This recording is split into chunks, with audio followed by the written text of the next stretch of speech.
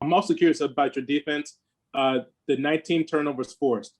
Was that a product of you guys playing good defense, or those guys being a little sloppy with the ball? You know what? I really liked how our guys came out. I mean, both teams are playing their third game in 5 nights, which you got to give credit to both teams, the kids, to going out there and battling. But I really felt like we were locked in and focused from the beginning of the game. And I felt like, in our first matchup against them, they set the tone. I felt like tonight we set the tone. I thought we were focused, we were locked in defensively, and that led to being in good position, forcing them to try to make some plays. We did take some charges, which was huge as part of the turnovers. Good position, forcing them into shot clocks where you got to make them. So I would attest a lot of it to the defense.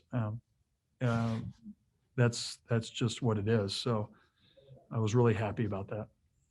Awesome, Hop. Thank you. You're welcome, Percy. Thank you. All right, Lauren, go ahead, Lauren. Hey, Hop. Back to Marcus. It seems like he kind of has a knack, whether it's last year or this year, kind of stepping into situations and making the most of them. What do you see from him in those kind of pressure situations? He's got the thing that was I was really proud of him tonight. Was he's got an knack to score, but he ran the team tonight, and when some guys missed him, he didn't force something. He played and gave what the defense gave him, and we've been really trying to promote making the extra pass and doing those things, and he was able to get in the gaps and find his teammates, make some shots. His teammates found him, and that's how good teams play. And we still got to get a lot better at it. But I was just really, really, pleased with his poise as a leader out there when he had the ball. And just overall, what does it say about this group to be able to kind of close out that win with not having Quad A out there on the floor? Well, it wasn't pretty. There were some breakdowns. Both teams were, throwing haymakers.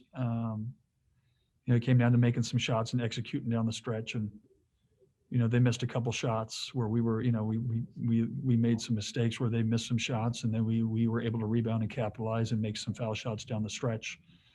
But it's all about finding ways to win. It doesn't have to be pretty. Doesn't have to be perfect.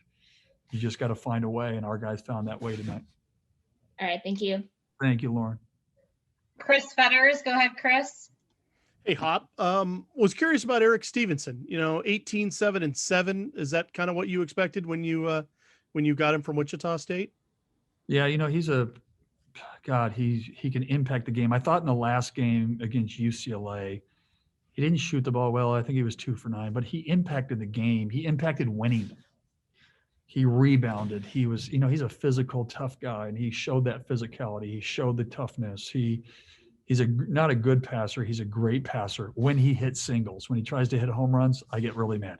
But he was hitting singles and passing and making other guys better, and he's got a great sense for that. And so, part of this thing is it's all about growing and learning and staying together. And the thing that I'm really proud of is these guys just sticking together. It hasn't been the greatest season by any stretch of the imagination.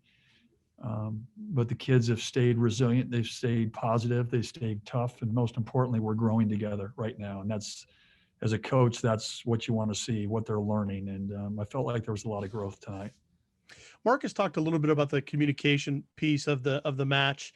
And I promise I was trying to really pay attention to it tonight. And it definitely felt like guys were looking for other guys to defend and in situations. Was there a wrinkle to it tonight, or were there just some things that Washington State threw at you that you guys had to deal with on the fly? Chris, if I told you it's top secret, I'd have to kill you. And you're in Seattle right now, and that wouldn't be a good thing for both of us. No, you know what? Obviously that's a joke. You guys are laughing. You guys aren't laughing at me anymore. You used to laugh at me all the time. Laugh with me. You're probably laughing at me, but laughing. I'm laughing. I think a big thing is there's certain matchups that we're trying to get and certain matchups that we're trying to stay away from. And so it's, we can get into certain situations. A couple of times we played some man tonight. Sometimes we played our zone. Sometimes we did our matchup zone. And so it's all based on just trying to keep them off balance. But those kids fought hard too. They do a really good job. They came at us. They went zone, and we went through a dry period a little bit in the second half, but we figured it out and made some shots when it mattered. But great, really good college basketball game for sure. Thanks, Hop. You're welcome. Okay, guys, I've got about 5 minutes left with Hop, so I'm gonna go one question for the next couple of guys, and then we have to get off so the guys can take out back to Seattle. So Andy Yamashita, go ahead. Hey, Hop. Seems like you guys really took advantage of the transition and the Wazoo turnovers in the first half. How do you want your team to continue attacking that going forward? Well, I think it's big. We got a small lineup in there. It's, you want to push the tempo, and if you get good threes, you want to shoot them. It's one of how we got back in the UCLA game, the transition with Marcus and getting stops. But it all starts with your defense. When you get stops, you're allowed to do that, or you get a steal. And, it's something that we're looking at. It's something that we work on. And, it's, when you get a chance to play against a defense that isn't set, it's to your advantage for sure. Awesome. Thank you. You're welcome, Andy. Tim Gernolds, go ahead. Hey, Hop, in order to win, I know sometimes you need a guy to do the dirty work, and it looks like you found a guy to do the dirty work and the things that don't show up in the box score, and Cole Bajema. Can you talk a little bit about Cole, and is Quad A okay? Yeah. Cole, Kim, he keeps just getting better and better. And the more minutes he plays, the more comfortable he is. Made a big three tonight. Another one went in and out, and he plays so darn hard. That's the one thing I really love about him is he just plays with a passion and a bounce to him. And so love him. And then Quad A, is going to be day to day. Obviously it was an illness, but non-COVID. So we just want the best for him and to make sure that he's 100% before we play Stanford. Dan Raley, go ahead, Dan. Mike, I don't think I've ever seen a basketball game where both teams have lost their leading scorers before it started. How did that break down? Did you know that Quad A was not going to play before Bonton, and how did you react to all of that? Well, last night, Dan, he just wasn't feeling good. He didn't have a temperature. We practiced, but you could tell, Quad A is a really tough kid, and you could tell he was just lethargic. And later that night when we got back and had dinner, he had a temperature, and then they do all the COVID protocols, and he was fine in terms of that, but still just was not doing good. And so probably last night I knew he wasn't going to play. I think the most important thing was just making sure he didn't have COVID. And so when we figured that out, so I knew last night that he wasn't going to play. That is what it is. But that's the thing I got to give both teams a lot of credit is just, playing without their leading scorer and just really going out and battling and competing and for the state of Washington. Pretty cool. All right, Maz Vita, go ahead, Maz.